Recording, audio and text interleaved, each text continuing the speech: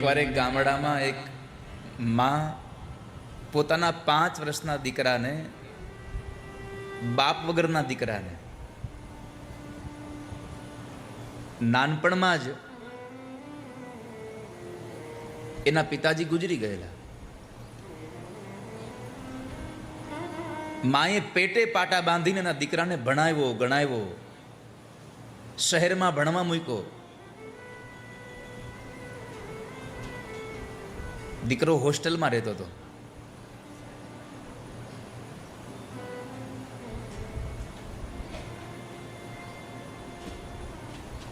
એકવાર માને દીકરાની યાદ બહુ આવી.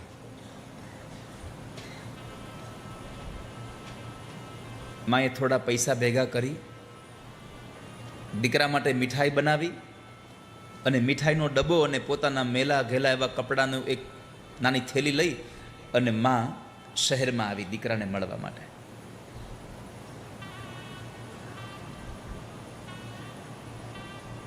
માં અકાળે વૃદ્ધ બની ગયેલી હતી.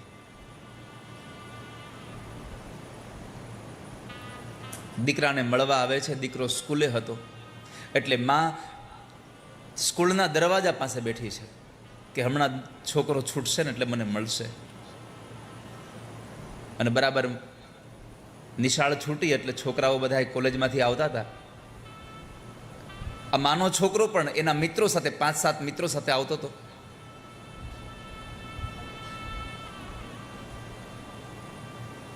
એમાં બરાબર માએ એને બોલાવ્યો કે ભાઈ, એ દીકરા,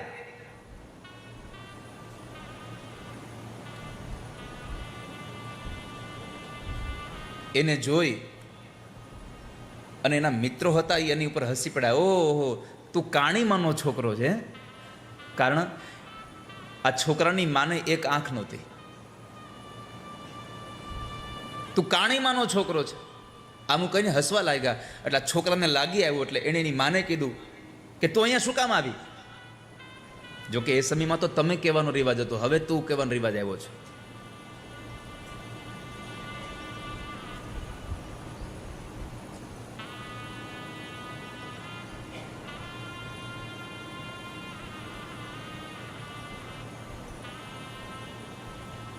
શું કામ આવી અહીંયા? તું અહીંયા આવતા પહેલા તું મરી કેમ ન ગઈ? આ શબ્દ દીકરો બોલ્યો છે કારણ એના મિત્રો એની મજાક કરી એટલા માટે. માના પગ નીચેથી જમીન વહી ગઈ છો કે છોકરાના આ શબ્દો સાંભળું છું. મેં પેટે પાટા બાંધીને એને ભણાવ્યો, એને શહેરમાં મોકલ્યો, અને આ દશા મારી. તો અહીંયા આવી જ શું કામ? એને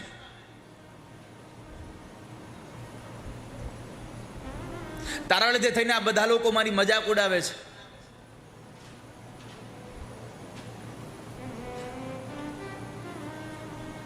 ગદગદિત સ્વરે માં બોલી છે, દીકરા, ઘણા સમયથી ભાઈ તું નહોતો આવ્યો ને તો મને તારી યાદ બહુ આવતી હતી.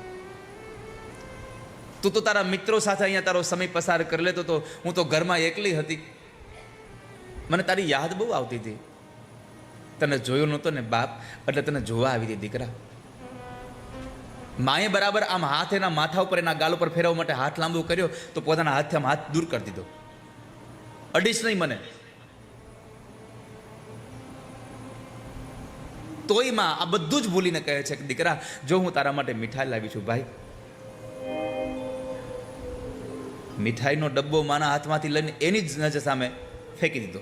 નથી ખાવી મારે તારી મીઠાઈ. આજ પછી આવીશ નહીં કોઈ દી મને મળવા માટે. તું મારા માટે મરી ગઈ છો, જા આજથી. સારું ભાઈ.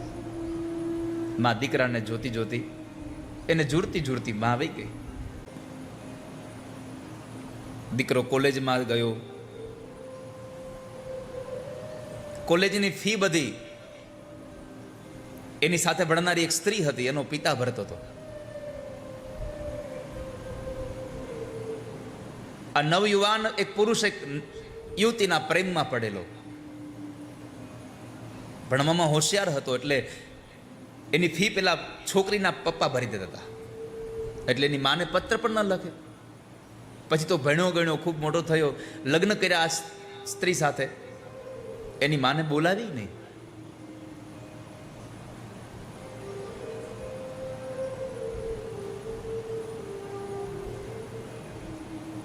રમાડવાની બહુ ઈચ્છા હતી, પણ એ હું પણ પૂરી ન થઈ મારી. તારી મા તને ખૂબ આશીર્વાદ આપે છે, દીકરા ખૂબ સુખી થાજે ભાઈ. તારા છોકરાઓ પણ ખૂબ સુખી થાય, ભણી ગણીને આગળ વધે, તારું નામ રહે. આવા બહુ બધા આશીર્વાદ આપ્યા. અને છેલ્લે એક પંક્તિમાં લખ્યું કે ભાઈ, તારે જાણવું છે તને કહું કે તું તે દિવસે કહેતો હતો ને કે કાણી માનો છોકરો કહે છે બધા, પણ હું કાણી કેમ બની એ સાંભળ. તું જ્યારે નાનો હતો ત્યારે તું ને તારા બાપુ બે ગાડી લઈને આવતા હતા ને તારો અકસ્માત થયો. એમાં તારા બાપુ આ સંસાર છોડીને વયા ગયા અને તારી એક આંખ ફૂટી ગઈ. ડૉક્ટરે કહ્યું કે હવે છોકરો એક આંખથી જ જોઈ શકશે, એની એક આંખ કામ નહીં કરે. ત્યારે મને એમ થયું કે મેં તો આ દુનિયા જોઈ લીધી, મારો દીકરો તો એ દુનિયા જોવાનું બાકી છે, એક આંખે કેમ જોશે? એટલે તે દિવસે મેં મારી એક આંખ દીકરા તને આપી દીધી. મારી એક આંખ મેં તને આપી હતી, એટલે હું કાણી થઈ હતી. પણ બસ આજ મને આનંદ છે કે મારા દીકરાના શરીરમાં એક આંખે પણ હજી હું જીવું છું. આ પ્રેમ માં સંતાનોને કરે છે. પણ દીકરાઓ જ્યારે થોડી સંપત્તિ કમાતા થઈ જાય એટલે મા બાપને તરત જ કહેતા થઈ જાય છે કે તમને ખબર ન પડે, તમે કાંઈ બોલો નહીં. મારી કરબદ્ધ પ્રાર્થના છે યુવાનોને, બધું જ કરજો, પણ જિંદગીમાં ક્યારેય તમારા મા બાપનું હૃદય દુભાય ને એવું વર્તન ન કરશો કોઈ દિવસ. જીવનમાં સુખી થવું હોય તો સૌથી વધારે ખુશ તમારા મા બાપને રાખજો. બાકી તમે લાખો રૂપિયા કમાતા હોવ, બધી રાખ છે તમારા માટે, તમારા મા બાપ જો સુખી નહીં હોય તો.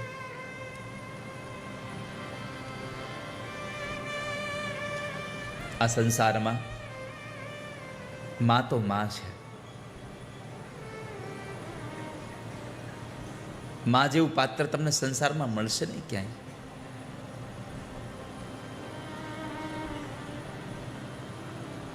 માં પ્રસૂતિએ માં ભવાનીને આશરો આપ્યો, આશ્વાસન આપ્યું કે બેટા રડીશ નહીં હો.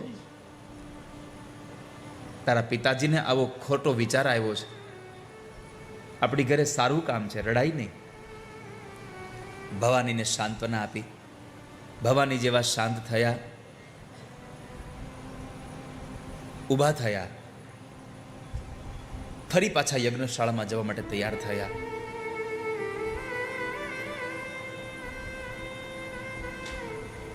જ્યારે યજ્ઞશાળામાં ગયા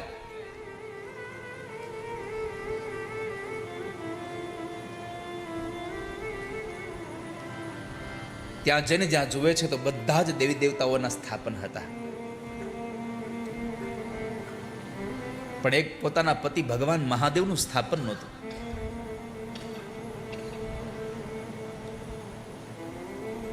એટલે માં ભવાનીને ક્રોધ બહુ આવ્યો છે.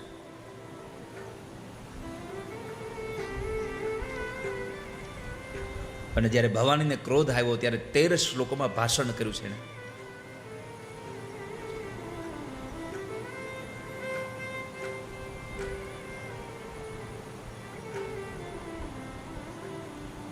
તેર શ્લોકમાં ભાષણ કરીને સભાને સંબોધન કરીને કીધું, સુનહુ સભાસદ સકલ મુનિંદા, કહી સુની જીન્હ શંકર નિંદા, સો ફલ તુરત લહબ સબ કાહૂ, ભલી ભાંતિ પછતાહુ પિતા. 13 શ્લોકોમાં ભાષણ કરીને માં ભવાનીએ કહ્યું છે કે સાંભળો સભાસદો, જેણે જેણે ભગવાન મહાદેવની, જેણે જેણે ભગવાન શિવની નિંદા કરી છે એને નિંદાનું ફળ મળજો, અને જેણે નિંદા સાંભળી છે એને નિંદાનું ફળ મળજો. આ શ્રાપ એ સમયથી આ સંસારને લાગ્યો કે નિંદા કરે એને પાપ અને નિંદા સાંભળે એને પાપ. ન ક્યારેય કોઈની નિંદા કરવી જોઈએ, ન ક્યારેય કોઈની નિંદા સાંભળવી જોઈએ. પણ બે વ્યક્તિઓ ધીમી ધીમી કોઈ ત્રીજી વ્યક્તિની વાત કરતા હોય તો બાજુમાં બેઠો હોય એ એટલા કાન ત્યાં મૂકે કે આજુબાજુમાં શું થાય છે ભૂલી જાય. આપણને નિંદાઓ સાંભળવાની ટેવ પડી ગઈ છે આપણા કાનને.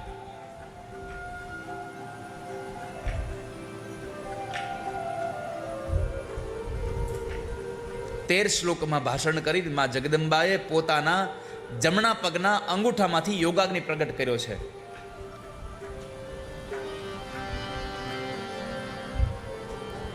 અસ કહી જોગ અગ્નિ તનુ જારા.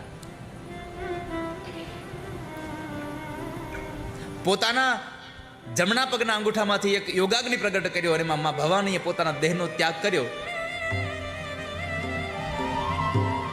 અને આ દેહ ત્યાગને લઈ અને યજ્ઞશાળામાં હાહાકાર મચી ગયો. આ વાતના સમાચાર દેવર્ષિ નારદે ભગવાન મહાદેવને આપ્યા. પ્રભુ ગજબ થયો. માં ભવાનીએ પોતાના દેહને અગ્નિમાં બાળી અને જીવન ટૂંકાવ્યું છે. ભગવાનની આંખોનો રંગ બદલી ગયો. આ બાજુ દક્ષ પ્રજાપતિ બ્રાહ્મણોને કહે છે કે બ્રાહ્મણો, દીકરી મરી ગઈ તો મારી મરી ગઈ છે, મારો યજ્ઞ અધૂરો ન રહેવો જોઈએ, યજ્ઞ શરૂ કરો. યજ્ઞ પ્રારંભ કર્યો. આ બાજુ ભગવાન મહાદેવને ક્રોધ આવ્યો ભવાનીના વિયોગમાં. પોતાની જટાને ખોલી એમાંથી એક લટ તોડી પથ્થર ઉપર પછાડીને મારી વીરભદ્રને પ્રગટ કર્યા અને વીરભદ્રને કીધું કે જાઓ દક્ષ પ્રજાપતિનો યજ્ઞ વિધ્વંસ કરી નાખો. નંદી આદિ ગણોને સાથે લઈ અને વીરભદ્ર આવે છે અને આ બાજુ ભગવાન મહાદેવ ક્રોધમાં ને ક્રોધમાં તાંડવ નૃત્ય નાચે છે.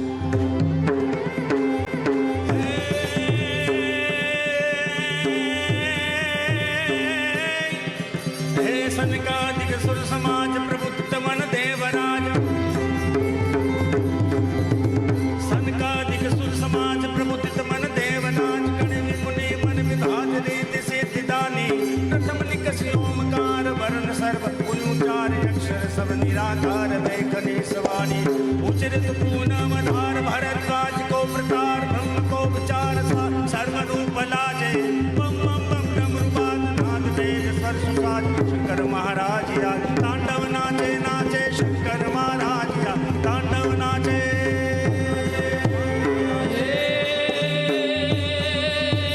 बलकत है चंद्र भाल जलकत है नील ज्वाल.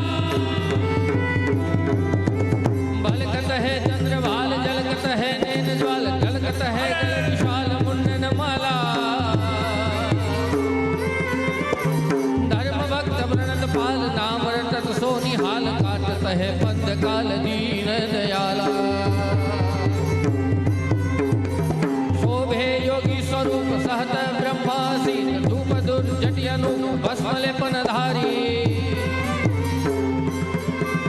ये सुंदर मूर्ति सम्राट, सुंदर मूर्ति सम्राट हरदम जुग जोड़ी हाथ बजहू मन भीमना.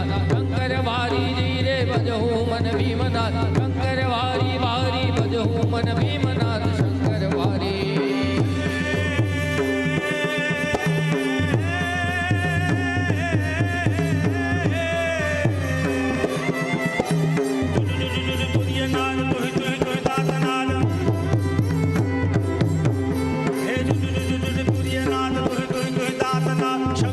शंखवाद भिरजवाद भैरी. तात पात तात तात बचन तात प्रगट तान. नरकट मरकट लखाट मंद मंद भेरी. अवनी गण सुमन जात मरकट हरकट कुशाल मुनिजन मानस विशाल अमित बोल याचे. बम बम बम डमरुवाद नाद वेद ससुसाद. शंकर महाराज या तांडव नाचे नाचे. शंकर महाराज या तांडव नाचे.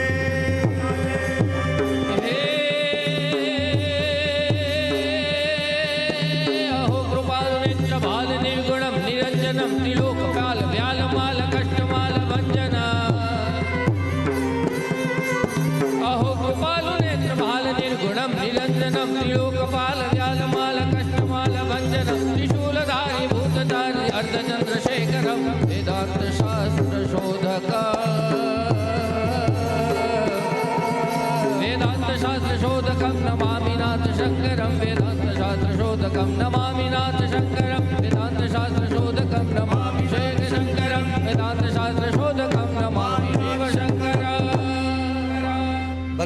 મહાદેવ તાંડવ નૃત્ય નાચતા હતા. વીરભદ્રએ આવીને આ બાજુ દક્ષ પ્રજાપતિના યજ્ઞનો વિધ્વંસ કરે છે. દેવતાઓ કેટલા બધા જે ભાગ લેવા આવ્યા હતા એમાંથી જેટલા ઋષિમુનિઓ આમ હાથ દાઢી પર ફેરવતા હતા એની દાઢી ખેંચી નાખી. જેટલા હસતા હતા એ બધાના દાંત તોડી નાખ્યા. કેટલાયના હાથ તોડી નાખ્યા, કેટલાયના કપાળ ફોડી નાખ્યા. દેવતાઓ દર ભટકવા લાગ્યા છે. ભગવાનના આદેશ પ્રમાણે વીરભદ્રએ દક્ષ પ્રજાપતિનું મસ્તક ઉતારીને યજ્ઞમાં હોમી દીધું. હાહાકાર થઈ ગયો ચારે બાજુ. દેવતાઓ બ્રહ્મા પાસે ગયા. બ્રહ્માએ કીધું આમાં હું કાંઈ નહીં કરી શકું, તમે ભગવાન નારાયણને મળો. નારાયણ પાસે આવીને ભગવાન નારાયણને કીધું, નારાયણે કીધું આમાં મારું કાંઈ ન ચાલે, આ વીરભદ્ર ભગવાન શિવનો ગણ છે, એને જઈને મળો. દેવતાઓ કહે છે અમે ન્યા ન જઈએ, કદાચ ત્યાં જઈએ અને ભગવાન મહાદેવનું ત્રીજું નેત્ર ખુલી જાય તો અમે તો અગ્નિમાં બળીને ભસ્મ થઈ જઈએ, અમે નહીં જઈએ ત્યાં, તમે સાથે ચાલો. ભગવાન મહાદેવ શાંત થાય એના માટે થઈને ભગવાન નારાયણને ને બ્રહ્માને સાથે લઈ અને દેવતાઓ ભગવાન મહાદેવ પાસે કૈલાસમાં આવે. પણ જ્યાં આવીને જુએ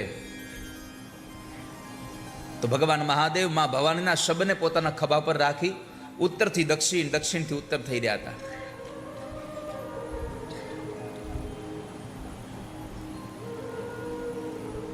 બહુ પ્રાર્થના કરી પણ ભગવાન શાંત ન થયા. ત્યારે ભગવાન નારાયણે પોતાના સુદર્શન ચક્રથી માં ભવાનીના શબના ટુકડા કરી નાખ્યા અને એ ટુકડાઓ આ ધરતી પર પડ્યા. શાસ્ત્ર એમ લખે છે કે માં જગદંબાના શરીરના ટુકડા જ્યાં જ્યાં પડ્યા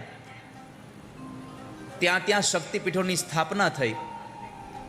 અને એમાં સૌથી વધારે આપણે સૌ ભાગ્યશાળી છીએ કે માં જગદંબાનું હૃદય આપણા અંબાજીમાં પડ્યું છે.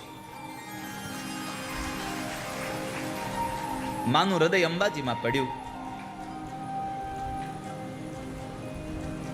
આપણે ગુજરાતી તો ભાગ્યશાળી છીએ. જો માનું હૃદય અંબાજીમાં પડ્યું, દ્વારકાધીશ 125 વર્ષ આ ધરતીમાં રહ્યા, એમાંથી 100 વર્ષ આપણા દ્વારિકામાં રહ્યા છે.